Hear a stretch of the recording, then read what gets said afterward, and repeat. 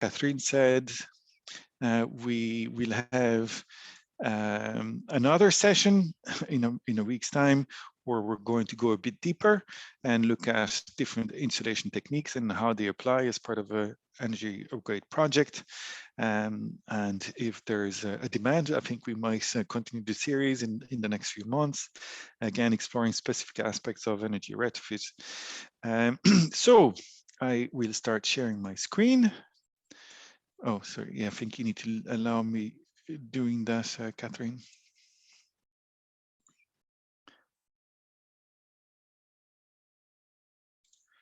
Okay. Yeah, you should be good now. Sorry, Bobby. Perfect. All right. Okay, I'm going to minimize you all so I'm not too distracted. Don't hesitate to interrupt me if you have questions or if you want to share your experience. I think that this session can be interactive. Nevertheless, I'll be going through my slides to relatively rapid pace in a way that we can cover the essentials and we can revisit, and we'll have time then for Q&As to revisit any aspect or any issues you would like to explore a bit further.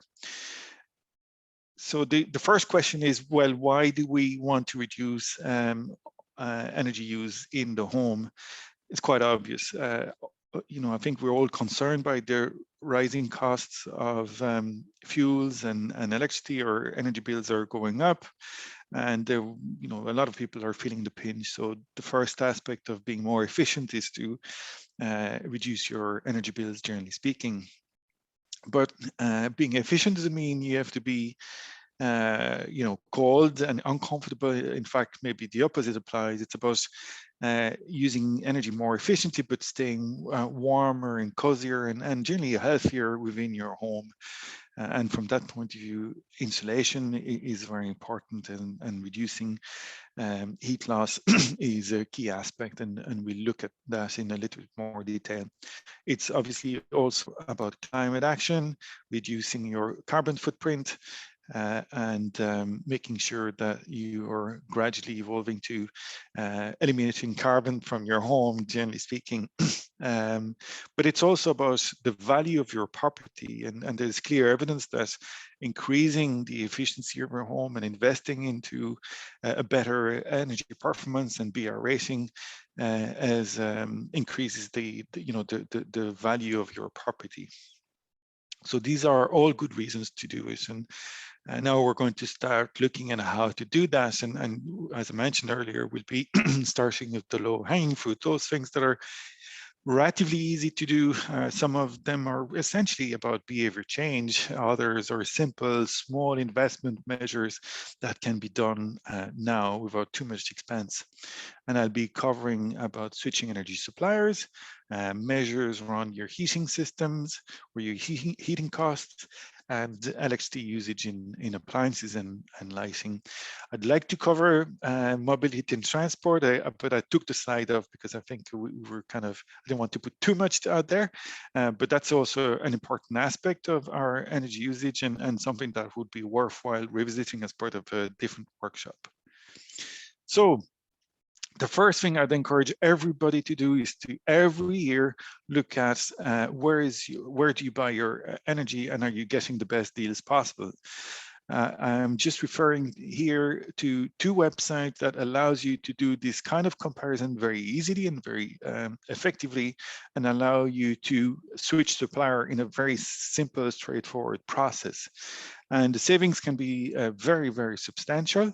Even currently with high electricity prices, you can get very significant savings. So just to give you an example, we switched last week our supplier as part of an annual routine, and I was amazed to see that we could reduce our electricity bill by a forecasted 26%. So it's very significant, and it's absolutely no cost, and it can be done within, let's say 30 minutes at your computer.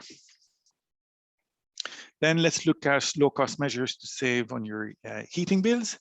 The first one is to maybe reduce your set temperature on your thermostat. And you probably have heard this before, but reducing your set temperature by 1 degree Celsius can cut your heating bills by 10%. Other measures would include putting a radiation foil at the back of your radiator, and especially useful on those houses that have very little wall insulation, where the walls are cold and a lot of the heat is emitted by the radiator is just heating that cold spot behind it. The other one is installing thermostatic valves on all the radiators, again, allowing you to control the amount of heat and the temperature setting in each individual room independently. Heavy curtains are a great way to reduce heat losses from windows and reducing drafts around doors and windows as well. Another one that people often forget actually is your hot water usage, and it's quite significant. You know, in an average house might be a third of your heating consumption. So reducing the usage and the demand for hot water, especially for showers, is a great way to save on your heating bills as well, using low flow shower heads or sorry, that's a difficult one for me, aerators on your taps, again, reducing the flow of water, and you know, and it's hardly noticeable, so there's no change in terms of comfort. And the other thing that's, again, quite simple to do, especially for old uninsulated hot water tanks, you know, if there's an existing cylinder jacket, it's probably loose and badly fitted, refitted properly, but there's no harm adding a second layer, an insulating jacket on top of it. And obviously, if there is none, that's a no-brainer thing to do. That's, again, quite simple. Those doors and windows that don't close properly, there's simple adjustments that can be done. In some areas, there are specialist services. People come and will readjust all the fittings for your windows and doors, making sure that they seal, they close properly, and they have no air leakage. But you can, you know, there's also DIY simple measures you can do yourself by putting a draft excluder, using a gasket, or I don't know how you call them, you know, those things you can push at the bottom of your doors as well, your external doors. Those open chimneys or flue pipes that are not in use should be sealed, and they're simple chimney seals that you can buy in the hardware shops to do that. When it comes to, again, simple measures to reduce your electricity consumption, appliances are the main culprits in that regard. So when it's time to replace your washing machines or your fridges, etc., go for the best rating possible. It's always a good investment with a relatively short payback period. For those appliances that are, you know, only used intermittently, like televisions and even Wi-Fi boxes, etc., putting a timer on them or unplugging them or not in use really reduces significantly the electricity that's used when they're on standby. Again, a very simple thing to do that can be quite impactful. Cooking is also quite an important aspect of your energy consumption. So there's simple things you can do, not always very practical, but you know, when you can, batch cooking or cooking different things at the same time in an oven, for example, it can be energy efficient as well. And there are interesting alternatives like slow cookers or pressure cookers, again, that will, you know, achieve the same results, but using less fuel or electricity. The washing machine in a house like ours, for example, with a lot of teenagers, is a heavy duty in terms of electricity usage, and so, you know, nowadays with very efficient detergents, you can achieve good cleaning at a much lower temperature. It's also important to fill them properly before they're used, and reducing the amount of cycles necessary is, again, a simple way to use electricity. Dryers are one of the biggest electricity users in terms of appliances in homes. Again, you know, especially where there's a lot of children. So avoid using them wherever possible by hanging your clothes outside or in a polytunnel if you have one. You know, and also drying heavy items like cotton separately wherever you can. The fridge freezer is also a place where you can save electricity by adjusting the temperature settings. A fridge, provides excellent food preservation at 3 to 5 degrees Celsius, or the freezer, should be set at 15 degrees, minus 15 to minus 18. Close them quickly, so avoid, looking around, and an orderly fridge is a good way to go. And also make sure that the seals on the doors are working properly, that they're not broken. Don't overpark the fridge or the freezer, and defrost the freezer, every 6 months, because the ice buildup is increasing the electricity consumption to achieve the same level of cooling. And don't push warm or hot food straight into the fridge or the freezer. Lighting, again, kind of obvious things. Clean your windows and your light fixtures. Something doesn't happen very often at our house, but we can see the impact when we do it. Replace incandescent light bulbs with compact fluorescent lights, or even better, LEDs. And for those areas where you just go through them, or they're only used for a short period of time, like corridors and toilets or garage, etc. Installing a motion sensor that will turn off and when there's nobody, turn off the light when there's nobody there is a good idea, or installing timers achieves a good result as well. So these were kind of a lot of, I suppose, reminders of simple things you can do. Let's look at the heavier duty type of measures around home energy upgrades, and let's look at what does that mean, how to go about your project, and the kind of measures involved, as well as the grant supports available. So overall, what's a home energy upgrade? Well, it's a big renovation project. It's effectively done with the objective of making your home more energy efficient. And in doing that, improving the comfort, reducing your energy bills, and also your carbon footprint. There is a kind of a list of, or you can group important measures around 3 or 4 categories. The first one is to improve the fabric. So that's the walls, the floors, the ceilings, etc., by insulating them, but also reducing air leakage by plugging those gaps in the fabric. It's also about improving the heating system, and then switching to a renewable energy source for heating, and possibly to produce your electricity. And also it's important to make sure that you can achieve a good level of indoor air quality by installing a ventilation system that's going to provide that air renewal efficiently. All that can be done step by step. So for example, in our home, we've gone from an F rating to A3 rating, I think, but that took about 15 years to achieve, and it's still a work in progress.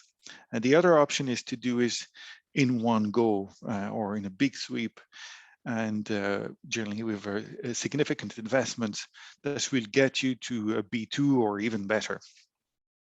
I think both options are very valid, actually. There are times where there's a real opportunity. You're moving into a new house. Maybe the children are moving away, and you might be subletting some of your house, etc. And those kind of big changes are good trigger points for really kind of maximizing the opportunity and investing into a deep energy retrofit. But as I said, you can also, it's very valid to do it as you can afford it over a period of time. But what's very important is to have an overall strategy that will clearly outline what's the journey, what are the different steps involved, what are the different measures, the budgets that you need to plan for, and also demonstrate the benefits of doing that. There is a hierarchy we usually try and follow when we plan for an energy upgrade. The first one is to reduce heat losses, again through insulation and reducing air infiltration, so air leakage through the fabric. The next step is to improve the efficiency of your heating system and your ventilation system, again to maintain good air quality. And finally, to look at renewable energy options for heat and power. So I'll go through some of these measures with a quick outline. As I said, we'll explore some of them in more detail over the next workshop and hopefully following workshops. When it comes to roofs, if you have an attic with a flat ceiling, the low-hanging fruit there is to add insulation along the ceiling. And you can buy mineral wool into your local hardware shop. It's possibly a DIY option, and in that case, we would recommend achieving at least 300 millimeter of insulation, even better 400 millimeter. For those more trickier types of roof, for example, your sloped ceiling, insulation from the inside by adding a layer of insulation internally, it might be the only option. It's disruptive, but it can be very effective.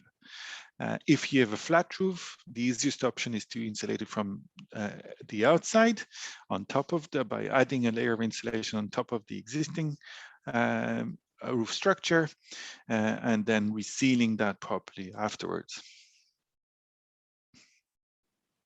Wall insulation techniques really depend on the type of wall that you have. If you have cavity walls, again, that's a relatively low hanging fruit option, whereby you can inject insulation in the cavity and not only improve the insulation value of the wall, but seal it for air leakage that can happen through the cavity of those walls. And a lot of retrofit projects over the years have done exactly that. If you have an older property, for example, with old stone walls or breeze blocks in houses that would have been in maybe the 70s or early 80s, your only option might be to insulate those walls externally, which is a fantastic way of doing it because it really wraps the house, or internally, in which case you can do it room by room. In some cases, external wall insulation might not be an option. It might be too expensive, or it might be, let's say, it might not be done for aesthetic reasons or conservation reasons. So internal wall insulation can be an option in those situations. It's a little bit cheaper than external wall insulation. Doesn't provide the same level of performance, but it's still a very valid thing to do. Windows and doors. So if you have all single glazed windows, it's definitely a good idea to upgrade them as part of a home energy upgrade. And in that case, replacing those single glazed windows with good quality, highly insulating double glazing will reduce your heat losses by a third. I mean, when I'm talking about heat losses through the windows. And you can also install triple glazing at, let's say, marginal increasing cost, but with a further reduction in heat loss by about 40%. Same applies to doors, and nowadays there's excellent doors available in the marketplace with very high levels of insulation.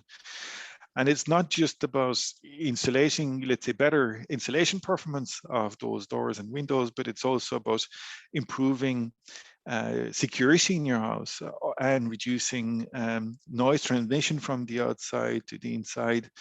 And also reducing air leakage through the windows and doors. So overall, it's certainly as part of a deep energy retrofit, it is worth considering. Maybe less so if you've got, double glazed windows that are in good condition or not too old. But in certain situations when you're going to do external wall insulation in particular, and possibly internal wall insulation, it's well worth considering.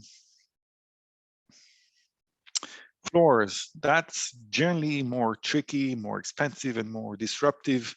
let's say, measure in a home energy retrofit.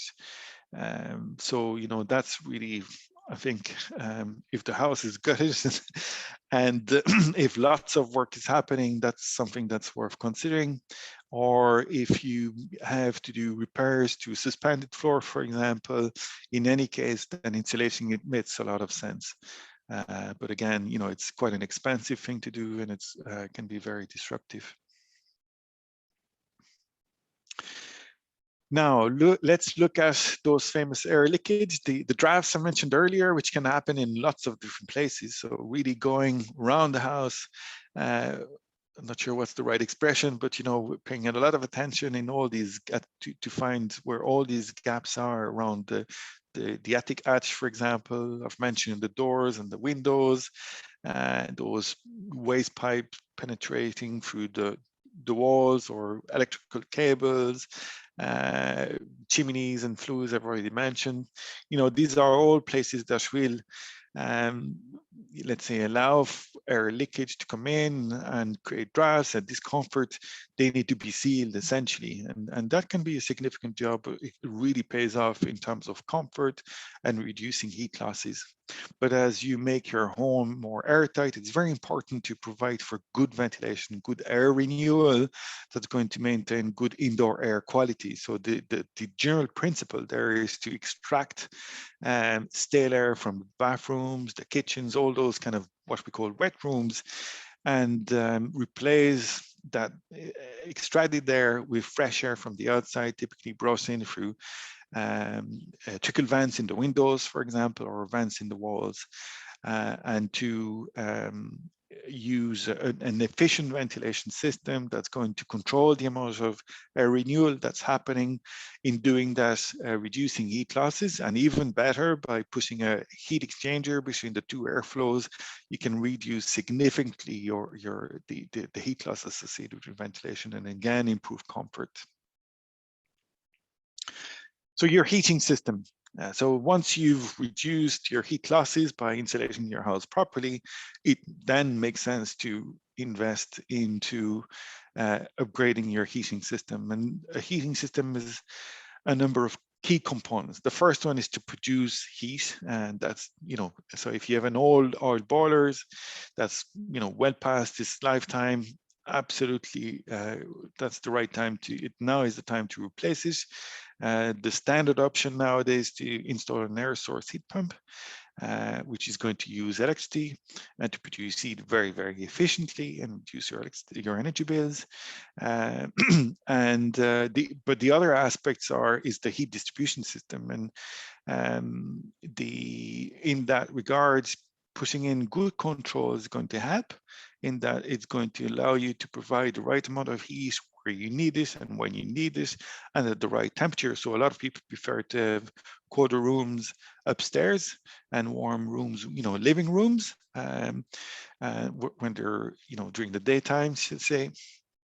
So by what we call zoning your central heating system and separating the upstairs from the downstairs in terms of heating circuit, and also to give you the ability to control your hot water cylinder separately, is an excellent idea. And adding to that a digital controller, and that will allow you to do all these controls automatically, and maybe connect to your phone and allow you to control remotely your heating system, are all very good from a comfort point of view and a convenience point of view, but also in terms of energy efficiency. It's worth mentioning stoves, especially for those rural areas.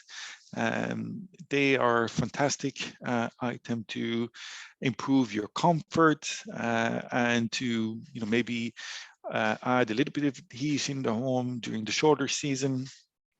But it's important that those stoves are efficient, that they're clean combustion, and that you use clean wood fuel that's dry and as a good quality, in order to achieve, let's say, a good combustion. And then the other option is to produce your own energy yourself using solar energy, and that's plentiful and free, even in Ireland. On the left here, you've got, but there's essentially two types of solar panels. The first one produces electricity, and that's called solar photovoltaic panels. Maybe 6 or 8 panels will provide you with about 2,000 units of electricity a year. And the other type of solar panel is solar water heating panels, and there's flat plate panels. You can see in the picture on the at the bottom right there. This on the left of that picture, you'll see the flat plate panels, and the other one is the evacuated tube. I won't go into the detail. They pretty much do the same thing, and the idea is to size them to save about 50% on your hot water heating requirement. Just to illustrate the point about what it means to do a deep energy retrofit, I'll take a typical home, a bungalow that was built in the 70s as a case study. The pre-retrofit BR is an E1. It's pretty bad.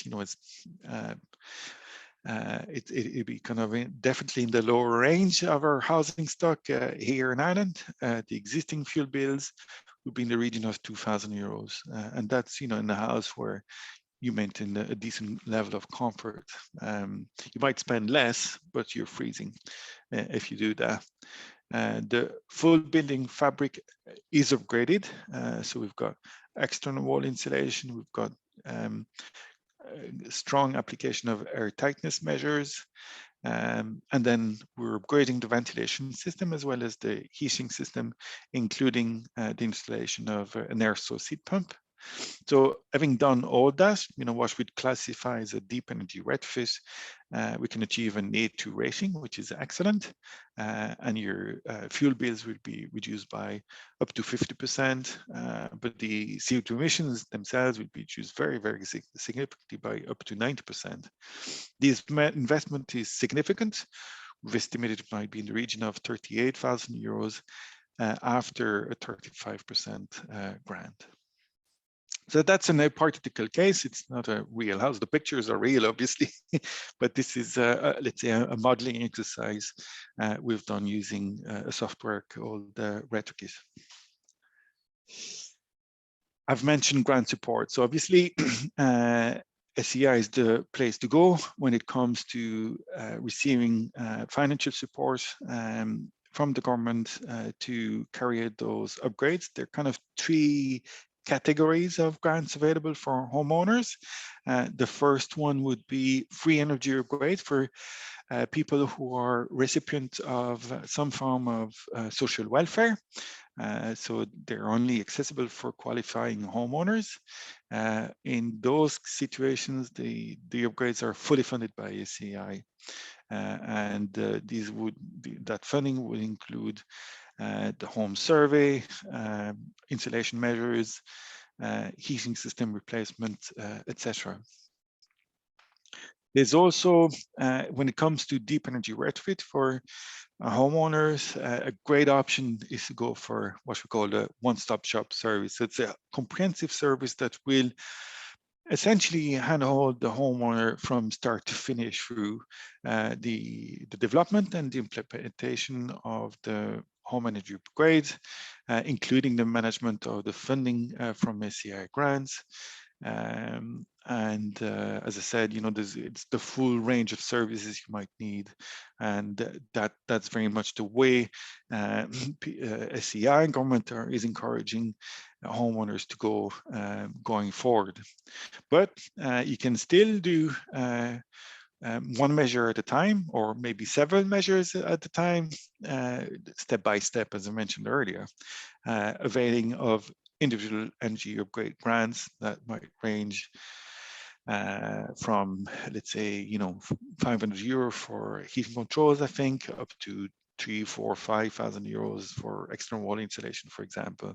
Generally speaking, the grant schemes cover outside of what we used to call the warmer home program, would cover about 30–35% of the investment required. Okay. Obviously, there's a lot more detail available on the SEI website, and I encourage you to go and visit that, see what suits you best and what applies and what you're eligible for. and and then go through the grant application from the website.